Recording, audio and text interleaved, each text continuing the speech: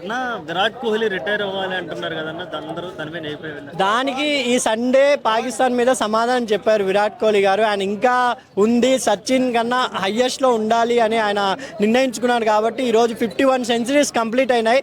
ఇంకా రాబోయే 2-3 మ్యాచ్ల్లో 52కి విరాట్ కోహ్లీ కంపల్సరీ 51 దాటుతాడని నా అభిప్రాయం భయ్య.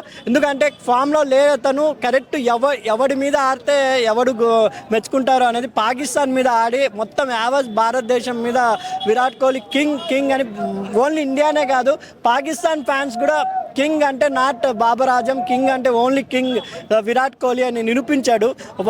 అవతల ఎవరైతే దేశం మీద ఆడి గెలిపించాడో అవతల దేశం వాళ్ళు కూడా మెచ్చుకునే వచ్చాడంటే king is only king Virat Kohli అని వాళ్ళు కూడా చెప్పారంటే విరాట్ కోహ్లీ ఇప్పుడు కాదు వరల్డ్ కప్ వరకు ఆడతాడని ఆయన స్ట్రాంగ్గా రిప్లై ఇచ్చాడు విమర్శకుల కన్నా అభిప్రాయం భయ్య. అన్న ఇప్పుడు చాలా రోజులు ఆడకుండా ఏదో ఒక మ్యాచ్ సెంచరీ చేసేసి ఫామ్లోకి వచ్చామని ప్రూవ్ చేసుకోవటం ఇండియన్ ప్లేయర్స్ ఇదంతా కామన్ అయిపోయిందనే వాదనలు కూడా కామన్ కాదు. ఇప్పుడు స్ట్రాంగ్ ప్లేయర్ విరాట్ కోహ్లీ ఎప్పుడైనా, కానీ ఎప్పుడు ఫామ్లోకి వచ్చామో కాదు ఎటువంటి సిచ్యువేషన్లో వచ్చామో ఇంపార్టెంట్. ఇప్పుడు అక్కడ పాకిస్తాన్లో విరాట్ కోహ్లీ నిలబడిపోతే నెక్స్ట్ బ్యాట్స్మెన్ అంతా అగ్రోస్మెంట్ ఆడేవాళ్ళు, అంటే ఎక్కువ డాట్ బాల్స్ ఆడితే జస్ట్ ఒప్పుకోలేక రాంగ్ షాట్లు ఆడేవాళ్ళు బ్యాట్స్మెన్స్ అందరూ ఉన్నారు. నెక్స్ట్ విరాట్ కోహ్లీ నిలబడడం వల్లే కదా చేజింగ్ అనేది క్రియేట్ చేశారు. కాబట్టి ఎప్పుడు ఫామ్ అనే కాదు ఫామ్లోకి వచ్చాడు కాబట్టి ఇప్పుడు కూడా నెక్స్ట్ 2 మ్యాచ్లు న్యూజిలాండ్తో ఉంది, దాని తర్వాత సెమీఫైనల్ మ్యాచ్లో కాదు కంపల్సరీ ఫామ్ను విరాట్ కోహ్లీ కంటిన్యూ చేస్తాడని అనుకుంటున్నాం భయ్య. యాక్చువల్గా అండర్ రేటెడ్ ప్లేయర్గా కేఎల్ రాహుల్ ఉండిపోతున్నాడు.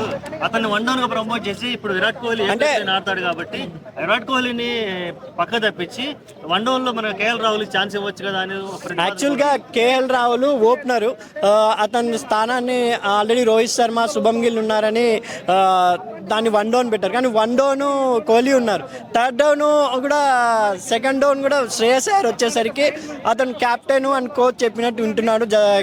నిజంగా గ్రేట్ హ్యూమన్ బీయింగ్ అండి రాహుల్ గారు.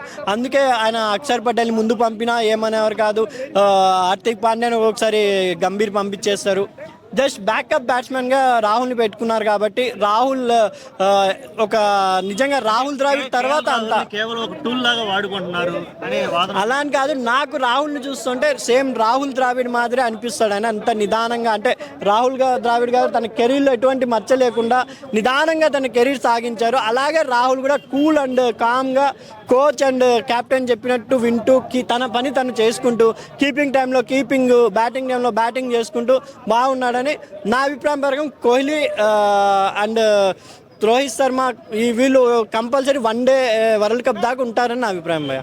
వరల్డ్ కప్ దాకా ఉండాలి కంపల్సరీ గెలిపించి ఎలాగో 2020 వరల్డ్ కప్ గెలిపించి కుర్రోళ్ళకి అవకాశం ఇచ్చారో అలాగే వరల్డ్ కప్ ఇది కూడా పెద్ద 50-50 world cup, one day world cup కూడా గెలిపించి సైడ్ అవుతారని నా అభిప్రాయం. ఫిట్నెస్ మెయింటైన్ చేయడం సాధ్యం అంటారా? 2 years ఉంది కదా, సాధ్యం అవుతుందని అనుకుంటున్నాను నేను. రోహిత్ శర్మ కూడా అగ్రెసివ్గా ఆడుతున్నాడు. జస్ట్ ఆయన ఎక్కడో షాట్ ఆ బాల్ అయితే నిజంగా మన శత్రు దేశం అయినా ఏమైనా కానీ ఒక బౌలర్ని మెచ్చుకోవాలి. షాయిన్ అఫ్రీది వేసిన బాల్ అక్కడ అందరూతో సహా మెచ్చుకున్నారు. కాబట్టి ఈవెన్ రోహిత్ శర్మ కూడా ఒక నిజమైన క్రికెట్ అంటే అదే అనుకుంటా. ఎందుకంటే ఎటువంటి భేదాభేదం లేకుండా అప్రిషియేట్ చేయాలి. ఆ బాల్ అయితే నిజంగా రోహిత్ శర్మకి జస్ట్ చాలా సూపర్ యార్కర్ వేస్తాడు షాయిన్ అఫ్రీది. అదొక్కటి నిన్న పాకిస్తాన్ మ్యాచ్లో 2 హైలైట్ జరిగినాయి భయ్య. ఎవరు ఒప్పుకుపోయినా షాయిన్ అఫ్రీది వేసిన ఆ బాలు లాస్ట్లో విరాట్ కోహ్లీ కాదు ఎవరిదో క్యాచ్ పట్టారు కదా శ్రేయస్ అయ్యర్ది, మన ఇమాముల్ హక్ ఆ క్యాచ్, ఆ 2 హైలైట్ పాకిస్తాన్ తరఫున. ఇంకా మిగతా అంతా ఏమీ లేదు, డొల్లే. ఆ 2 కొంచెం ఎక్కడో క్రికెట్ ఫ్యాన్స్కి పాకిస్తాన్లో కూడా కొంచెం క్రికెట్ ఉందిరా అనిపించింది. ఆ క్యాచ్, ఆ బాల్, ఇంకా మొత్తం అంతా డొల్ అని నా అభిప్రాయం. Okay, thank you.